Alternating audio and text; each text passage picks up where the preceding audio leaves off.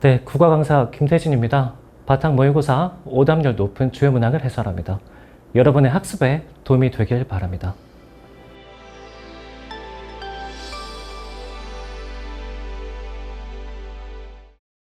자, 그만 같이 보겠습니다.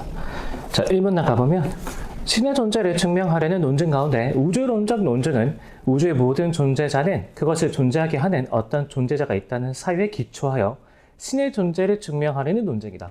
신의 존재를 증명하려는 밑줄.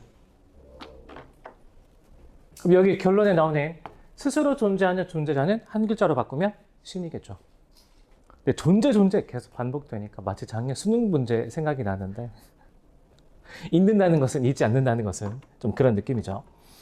자, 이 논쟁은 라이프니츠에 의해 발전된 형태로 제시되었는데 그 기본적 구조는 다음과 같다.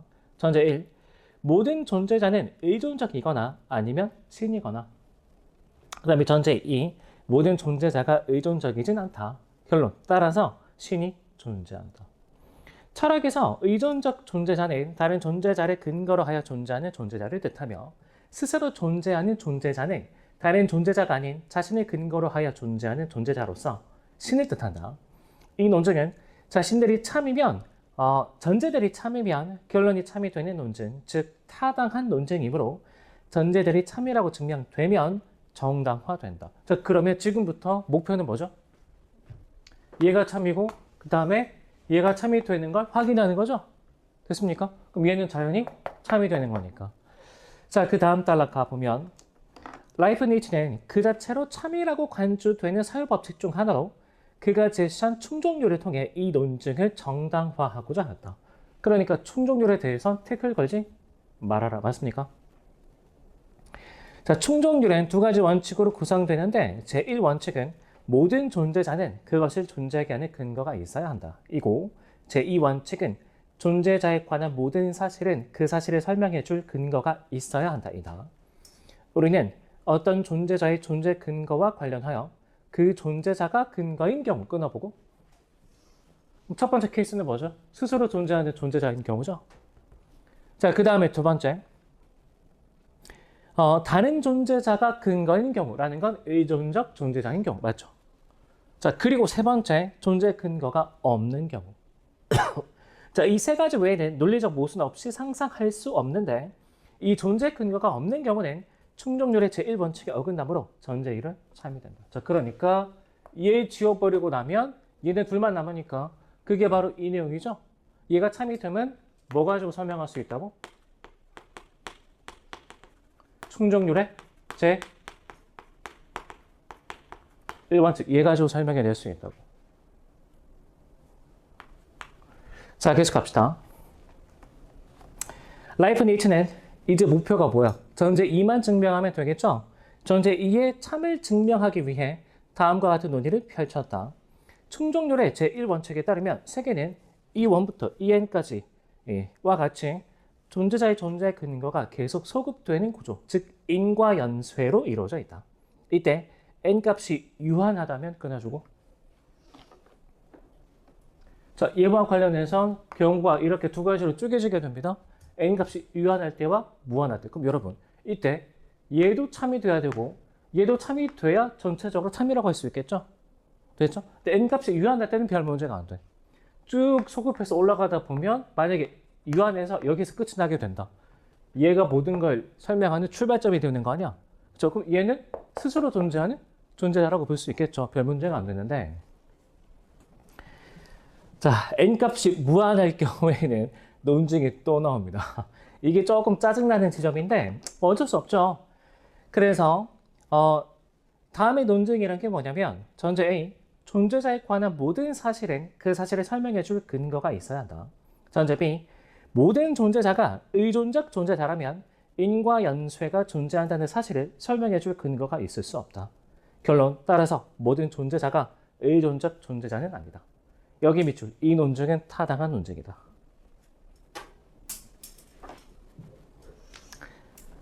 여러분, 그러면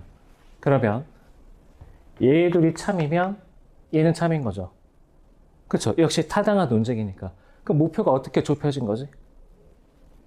이 두 개가 참임을 보여준다면 논의가 다 끝이 나버리게 되는 거죠. 됐습니까? 자, 이 논증은 타당한 논증으로서 전자 A는 충족률의 제2원칙으로서 그 자체로 참으로 간주된다. 자, 그러니까 여러분 얘는 무조건 참으로 이미 결론 나왔죠? 이유는 뭐지? 자, 충족률의 제2원칙 때문에.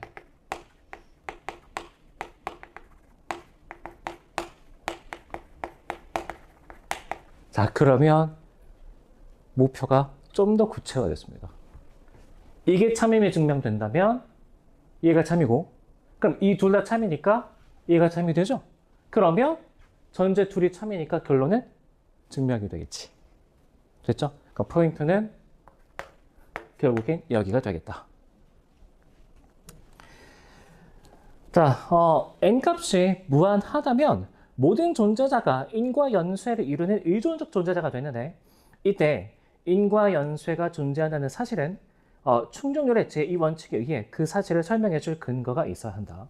그런데 무한히 이어진 인과 연쇄로 이루어진 세계에서는 모든 존재자가 인과 연쇄에 속한다. 그럼 여러분 생각해봐. 여기서 만약에 인과 연쇄가 존재한다면, 그쵸? 근거가 무조건 있어야 되겠죠? 근데 근거가 있어야 한다면 모든 존재자가 의존적 존재자라고 할 수는 없지. 다시. 모든 존재자가 의존적 존재자라면 인과 연쇄의 근거는 말을 할 수가 없다니까. 이해돼?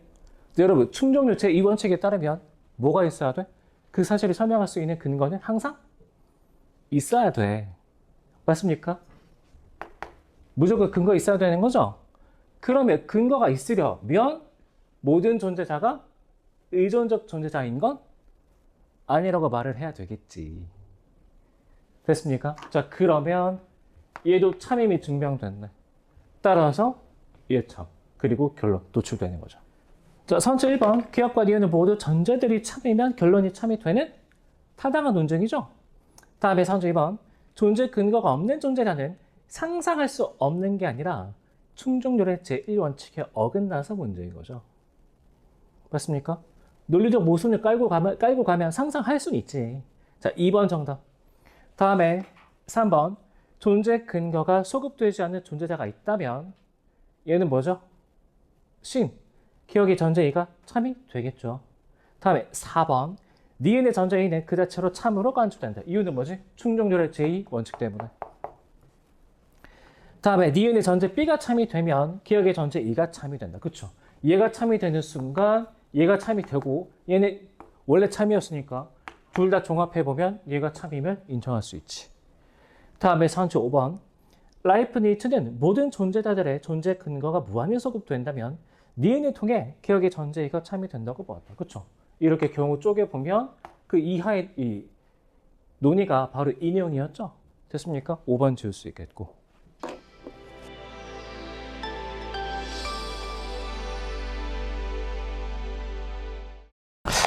여러분 그 1문단에 파스칼의 원리 있죠? 이거 EBS 연계 소재니까 정확하게 잘 정리해 줄 수 있도록 합시다.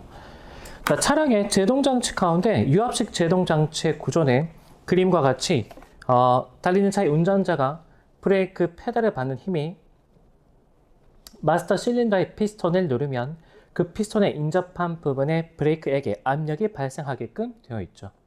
그렇죠? 자, 그런데 밀폐된 유체의 일부에 가해진 압력은 유체의 모든 지점에 밑줄 같은 크기로. 자, 그러면 지금 파스칼의 원리 관련된 식이 이렇게 주어져 있죠. 이때 P가 압력 아니야? P가 같은 크기라는 얘기는 P는 뭘로 주어져 있다?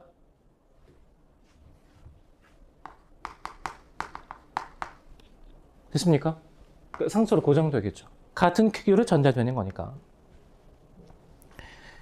자, 다음에 이를 파스칼의 원리라고 한다. 이때 압력은 작용하는 힘을 작용 면적으로 나눈 값, 즉 P는 S분의 F인데 따라서 마스터 실린더의 피스톤을 누르는 힘은 브레이크 액과 인접한 밑줄 면적이 더 넓은.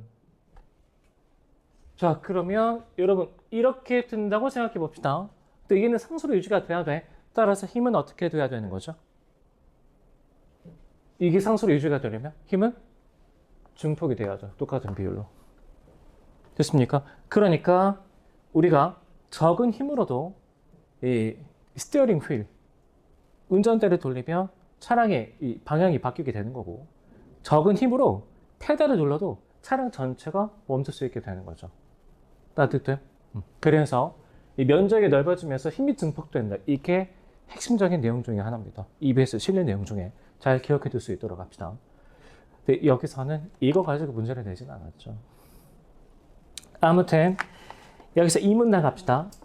이렇게 캘리퍼 실린더의 양쪽 피스톤에 전달된 힘에 의해 각 피스톤에 붙은 브레이크 패드가 디스크의 양쪽 면에 밀착하면 브레이크 패드와 디스크 간의 마찰력이 발생한다. 여러분이 아직까지 운전대를 잡을 만한 일은 그렇게 많지는 않으니까 자전거로 생각해 봅시다. 자전거 브레이크 잡으면 어떻게 되죠? 앞뒤 바퀴 쪽에 이렇게 마찰시켜서 속도를 줄이게 되죠? 똑같은 원리입니다. 알겠죠? 자, 디스크는 바퀴와 함께 도는 원판이므로 이때의 마찰력은 맞닿은 두 물체 간의 상대적 움직임이 있을 때 끊어주고. 자, 그럼 여러분 A 할 때 B니까 조건 맞습니까? 그렇죠? 자, 이럴 때는 마찰력을 뭐라고 부르겠다고? 운동 마찰력이라고 부르겠다고. 그렇죠? 자, 마찰력은 두 물체의 접촉면에 수직으로 작용하는 힘에 비례하므로. 근데 여러분 이거 조심해 줘야 되는 게 바로 앞에는 무슨 마찰력이 해당한다고? 운동 마찰력. 근데 그 바로 뒤에 주어 보면 운동 마찰력은 이야? 그냥 마찰력은 이야? 그냥 마찰력은 이죠? 그 순간적으로 이거 구별해 줘야 돼. 운동 마찰력에 해당한다에 밑줄 운동 마찰력. 거기 밑줄 밑에 이렇게 적어 봅시다. 하위 개념. 하위 개념. 자, 그러면 마찰력은 뭐죠? 상위 개념이겠죠. 그러니까 이런 식으로 앞에 달라붙은 수식어구 빼버리고 개념 전체를 아우르는 설명을 순간적으로 집어넣는 그런 패턴 자주 나옵니다. 알겠죠? 이거 잘 기억해 줘야 돼. 자, 유압식 제동 장치는 브레이크 패드가 디스크를 누르는 힘이 브레이크 패드와 디스크 간의 접촉면에 수직으로 작용하도록 설계된다. 멈춰있는 차량의 바퀴에 회전력이 작용하면 바퀴와 지면 간의 마찰력이 발생하여 바퀴가 굴러가게 된다. 이번에는 다른 마찰력인데 바퀴를 원통으로 상정하면 바퀴가 지면을 굴러가는 구름 운동이 일어나는 동안 바퀴와 지면은 계속해서 하나의 선에서만 접촉하면. 그러니까 한번 생각해 봅시다. 이런 거 원래 수학 선생님들이 잘 그리는 거예요. 쌤이 원을 잘 못 그려가지고 최선 다하고 있습니다. 이 정도면 그럴듯한 것 같아. 오케이. 자, 그럼 이 한 점에서 맞닥뜨린다고 할 때 딱 정확히 그 지점, 맞닿는 그 지점에서는 뭐가 없다? 상대적인 움직임이 없다. 알겠죠? 뭐 그렇게 얘기를 하고 있는 겁니다. 자, 따라서 바퀴가 구르를 할 때부터 구르기 시작하여 구르는 동안 바퀴와 지면 간에 작용하는 마찰력은 맞닿은 두 물체 간의 상대적 움직임이 없을 때 발생하는, 없을 때 끊어주고.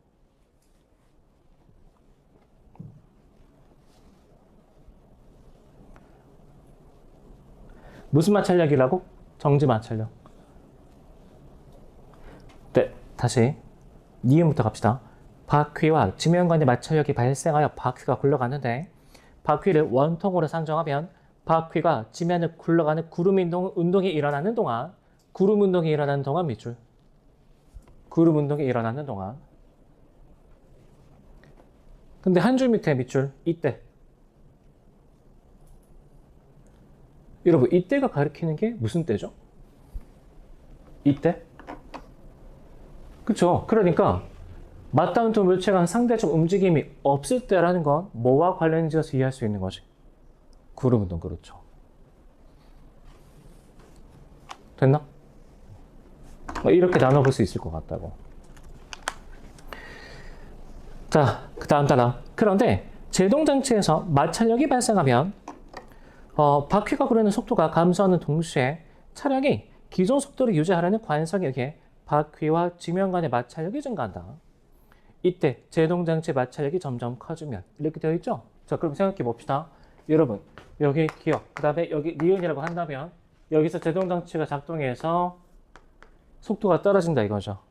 그러면 이때 마찰력은 어떻게 될까? 증가하게 되겠죠? 맞습니까? 마찰력이 증가해야 설 거 아니야. 그치? 근데 이때 기억 위치에서는 무슨 마찰력이 나타난다고? 여기?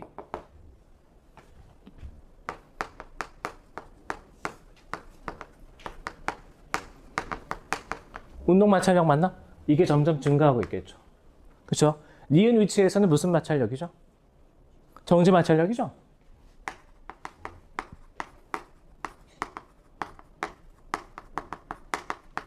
이렇게 되겠지.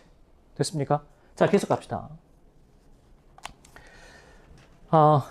그래서 만약 운전자가 브레이크 페달을 밟는 힘이 짧은 시간에 일정 수준 이상으로 커지면 바퀴와 지면 간의 마찰력은 맞닿은 두 물체 간의 상대적 움직임이 생기는 순간의 마찰력, 즉 최대 정지 마찰력에 이른다. 저 바퀴와 지면 간의 최대 정지 마찰력이 작용하면 그 순간부터 차량에는 바퀴가 지면에 미끄러지는 브레이크 잠김 현상이 나타난다. 자, 그러면 이때 어디에 도달하게 된다고? 이 정지 마찰력이라는 건 최대 정지 마찰력에 도달하게 된다고. 그죠? 그리고 브레이크 잠김 현상이 나타나게 되는데 마지막 단락 가보면 브레이크 잠김 현상이 나타나기 시작하면 이때부터 바퀴와 지면 간의 마찰력, 그러니까 위치 어디라고? 이게 맞습니까? 얘는 뭘로 바뀐대? 운동 마찰력으로 바뀌게 된다 맞습니까? 그쵸? 자, 운동 마찰력은 최대 정지 마찰력보다 작으므로 브레이크 잠김 현상이 나타나면 제동 장치에서 마찰력이 발생할 때부터 차량이 멈출 때까지 차량이 이동한 거리, 즉 제동 거리가 늘어나고 운전대를 다룰 수도 없어지기 때문에 운전자의 안전에 문제가 생길 수 있다. 그래서 이를 방지하기 위해서 뭐가 도입되었다고? ABS 맞습니까? 그렇죠. 지금 그래프는 속도를 조져 있지만 마찰력으로 바꿔서 표현한다면 이렇게도 가능할 것 같아요. 그런데 여기서 여기까지 최대 정지 마찰력, 그리고 이때 운동 마찰력은 최대 정지 마찰력보다 작다 그랬죠? 그렇죠. 그러니까 예컨대 뭐 이런 식으로 쭉 이어지지 않을까. 자, 선제 1번. 바퀴의 구름 운동 중 기억이 발생하면 니은이 증가하겠죠. 됐습니까? 자, 그 다음에 선제 2번. 기억과 니은의 위치가 바뀌어 있다 맞습니까? 구름 운동과 관련이 있는 건 바로 니은이었죠. 자, 다음에 3번. 기억과 달리 밑줄. 여러분, 아까 그래서 뭘 구별해줬어야 돼? 하위 개념과 상위 개념. 그쵸? 마찰력이라면 다 이 두 물체 접촉면에 수직으로 작용하는 힘에 비례하기 마련이죠. 3번 지울 수 있겠고. 다음에 4번. 기억과 니은은 모두 바퀴의 구름 운동이 일어나고 있는 동안에만 작용한다. 네, 여러분. 여기 니은. 운동 마찰력이죠? 그쵸? 운동 마찰력일 때는 뭐랑 관계가 없어? 구름 운동이랑 관계가 없죠. 4번 인정할 수 있죠. 됐습니까? 다음에 5번. 기억과 니은은 모두 맞닿은 두 물체 간 상대적 움직임이 있을 때 작용할 수 있다. 상대적 움직임이 있을 때는 무슨 마찰력이죠? 운동 마찰력. 근데 얘는 원래 운동 마찰력이고 브레이크 잠김 현상이 발생하고 나면 니은에서도 운동 마찰력이 발생하니까 5번 정답되겠습니다.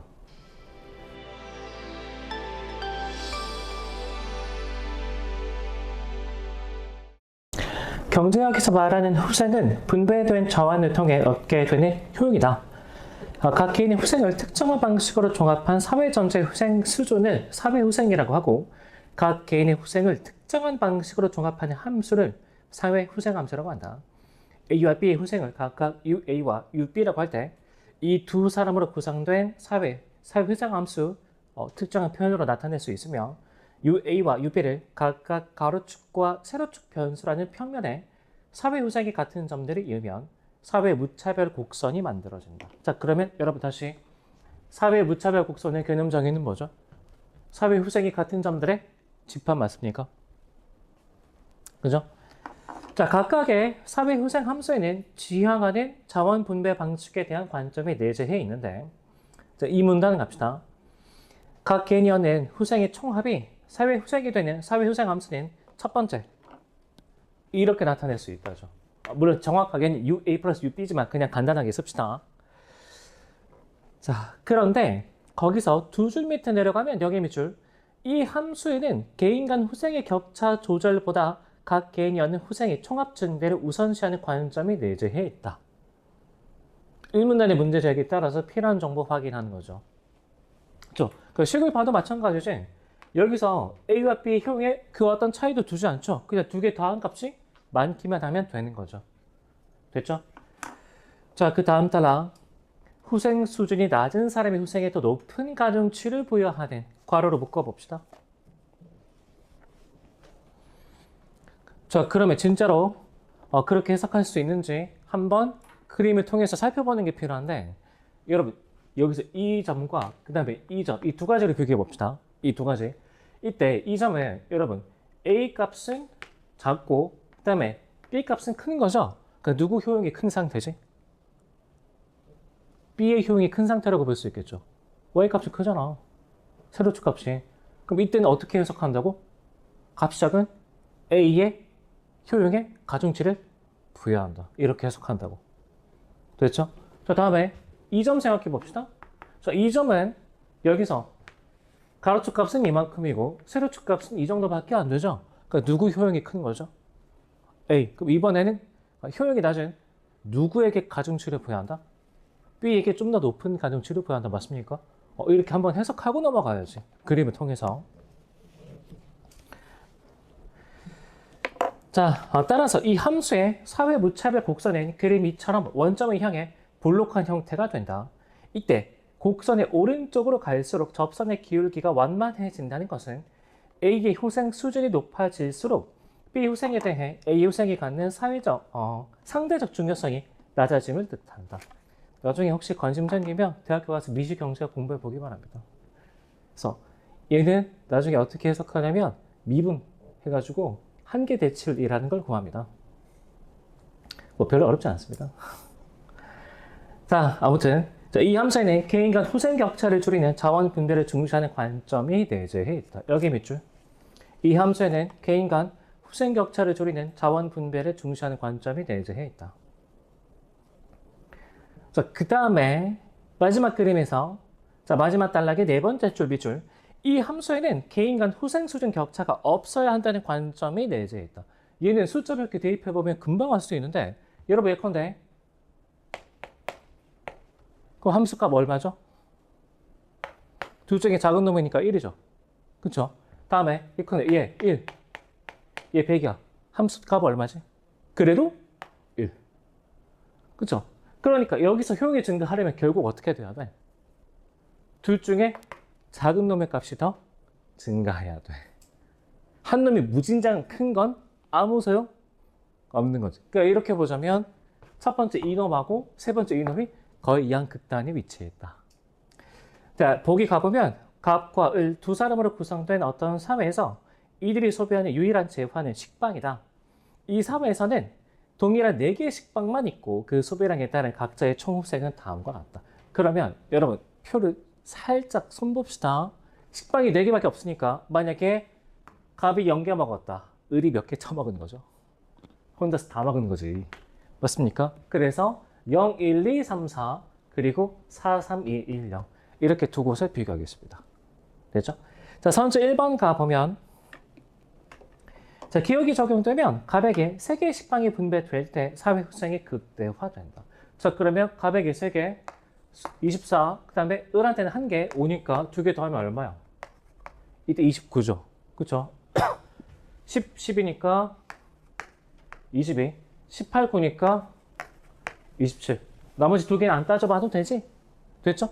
자, 그러면 선지 1번 지을 수 있겠네. 여러분, 이게 수학입니까? 초딩 산수 아니야? 자, 그 다음에 선지 2번 가보면 니은이 적용되면 을에게 3개의 식빵이 분배될 때와 1개의 식빵이 분배될 때 사회 후생이 같다. 자, 그러면 봅시다. 여기서 1개에 3개니까 됐죠? 을에게 3개라면 갑에게는 1개. 을에게 1개라면 갑에게는 3개니까 이렇게 비교해주면 되겠죠. 자, 그러면 여기서 10 곱하기 12 하면은 120. 그다음에 24 곱하기 5 하면 역시 120이죠? 똑같은 거 맞네. 자, 그러면 2번 지을 수 있겠고. 다음에 3번. 디귿이 적용되면 갑과 을에게 각각 2개의 식빵이 분배될 때 사회 후생이 극대화된다. 자, 그러면 여러분 이 둘 중에 작은 놈 누구야? 9죠. 9.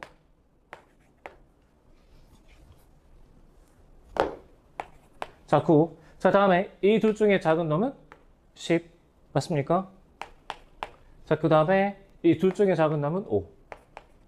이때 극대화 되는 게 아니네. 더 큰 놈이 있었죠? 답 3번 되겠습니다. 자, 그 다음에 4번. 기업과 달리 니은이 적용되면 두 사람에게 분배되는 식빵의 개수가 같을 때 사회 후생이 극대화된다. 자, 그러면 계산해봐야 돼. 여러분 구체적인 값 계산하지 말고 어쨌든 얘네들이 120으로 같으니까 뭐만 확인하면 돼? 18 곱하기 9가 120보다 큰지만 확인하면 되죠? 그렇죠? 그럼 얘는 18 곱하기 10에서 마이너스 18 해주면 되는 거니까 적어도 120보다는 크겠지. 그러면 4번 지울 수 있겠네. 됐습니까? 자, 그 다음에 5번. 기업과 달리 니은이나 디귿이 적용되면 여기서 니은은 A 곱하기 B, 그 다음에 디귿 같은 경우에는 둘 중에 작은 놈이었으니까 0이 되는 순간, 그리고 0이 되는 순간 전체 함수 값은 다 0으로 결정되어 버리겠죠. 그래서 5번도 지워낼 수 있습니다. 알겠죠? 얘는 글쎄 차분하게 그냥 산수 계산 이게 독해요? 얘는 그냥 계산하면 되는 거 아니야. 아무튼 14번에서 3번. 근데 지금 그 수강생 평균은 오답률이 58.7%인데 내가 보기엔 경제지문이라서 그냥 쫄았다. 알겠죠? 뭐 이렇게밖에 해석이 안 됩니다. 그래서 그렇게 어려운 내용은 아니었는데. 자, 질문 나아갑시다. 자, 한 사회의 사회 후생을 평가하는 기준은 사회의 자원이 효율적으로 분배되었는지, 그리고 사회적 지향성에 부합하도록 분배되었는지이다. 한 사회의 사회 후생은 사회의 자원이 낭비 없이 분배되는지도 중요하지만 그 자원이 사회적으로 합의된 지향성에 부합하도록 분배되는지도 중요하기 때문이다. 그러니까 지문 하에선 효율성 얘기를 할 건데 사회적 지향성은 지문 가에서 이해할 수 있었던 내용이죠. 사회 후생 함수. 자, 이 문항 갑시다. 자, 어떤 한 개인의 후생이 감소하지 않고는 다른 어떤 개인의 후생도 증가할 수 없도록 자원이 효율적으로 분배된 상태를 파레토 최적이라고 한다. A와 B 두 사람으로 이루어진 사회가 있을 때 가로축과 세로축 변수가 각각 UA와 UB인 평면에 파레토 최적인 점들을 이으면 그림 4와 같은 후생 가능 경계선이 만들어진다. 자, 그러면 여러분 여기서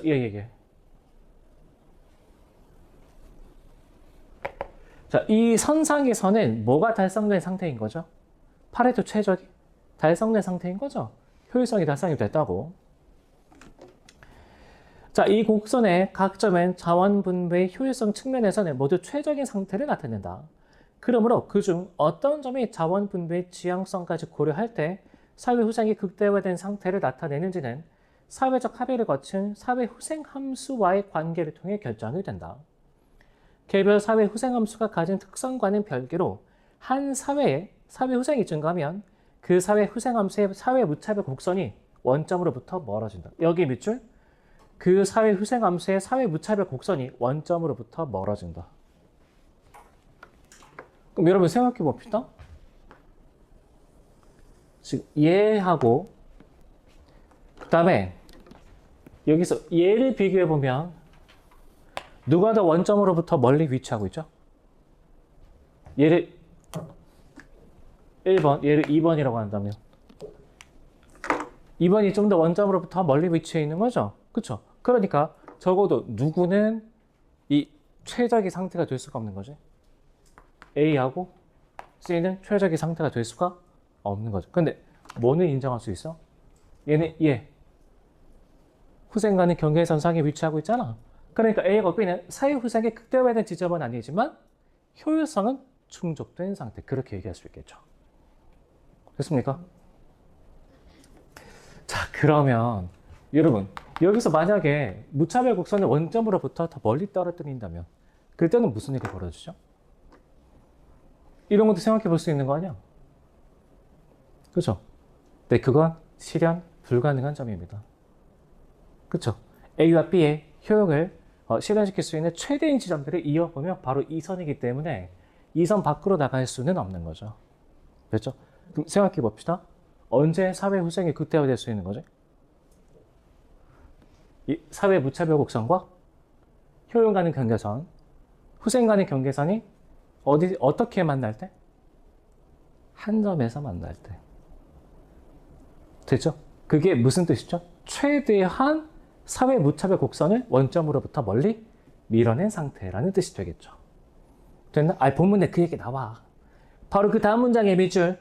따라서 사회적 합의를 거친 사회 후생 함수의 사회 무차별 곡선과 그 사회의 후생 간의 경계선을 한 편면에 나타낼 때 두 곡선이 한 점에서 만나는 점이 8에도 최적에서 그 사회 후생 함수에 따른 사회 후생이 극대화되는 점이 된다.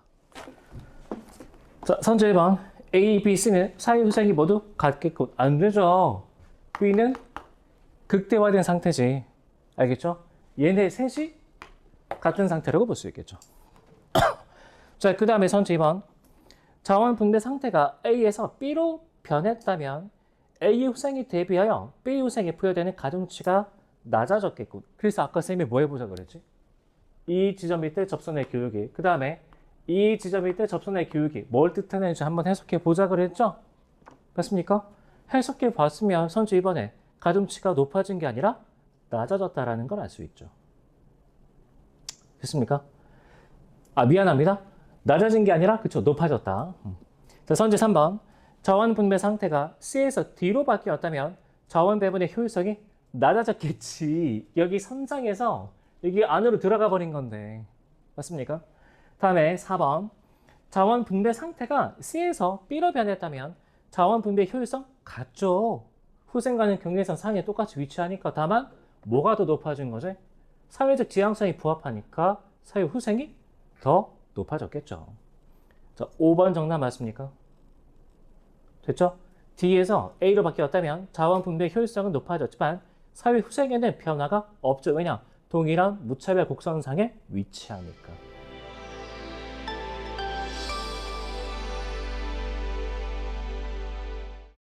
19번을 틀렸다. 2번이 아니라 4번을 찍었겠죠. 4번. 4번부터 먼저 보겠습니다. B는 A와 달리 밑줄.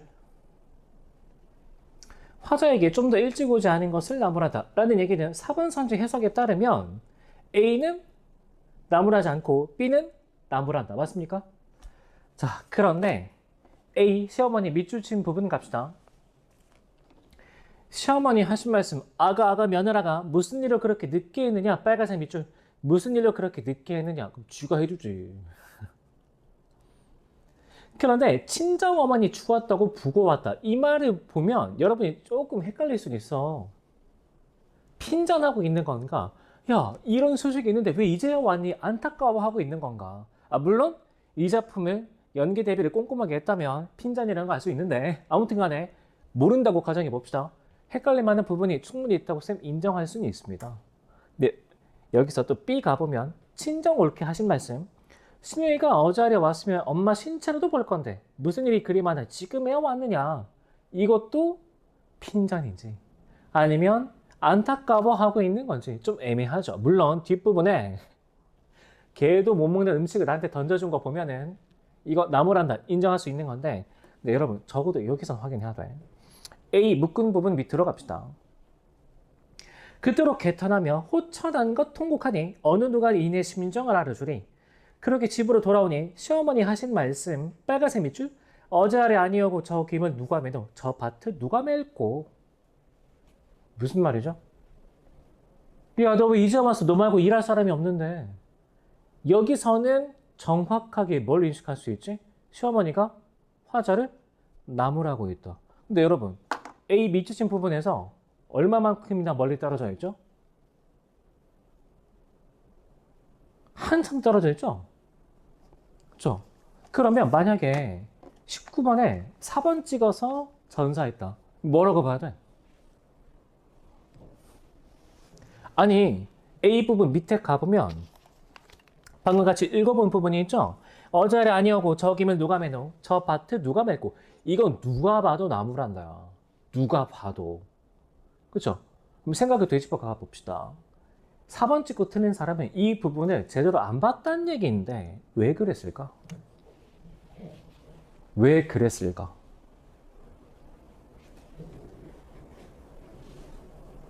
A하고 B 밑줄 친 부분 근처 몇 줄만 보고 답을 빨리 내고 싶었겠죠. 그렇죠? 그러니까 밑줄 친 부분에 의미를 묻는 문제. 저도 어떻게 풀면 안 된다고? 조금이라도 덜 읽고 이 문제 하나 제껴야지, 털어내야지 라고 하면 안 된다니까. 전체 맥락이라는 게 사라져 버립니다. 전체 맥락이라는 게.